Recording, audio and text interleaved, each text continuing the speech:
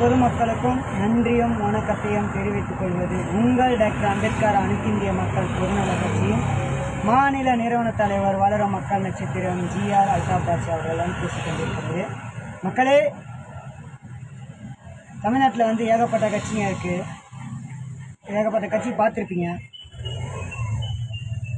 ஆனால் நடைமுறைக்கு வர்றது 2 கட்சி மட்டும்தான். ஒன்று திமுக, அதிமுக. அது எல்லாருக்கும் தெரியும். இப்போ நடுவில் நம்ம தளபதி விஜய் அரசியல் கலை இறங்குறாரு.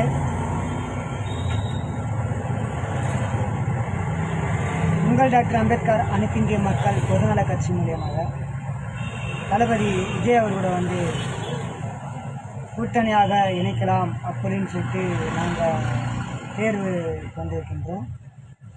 இது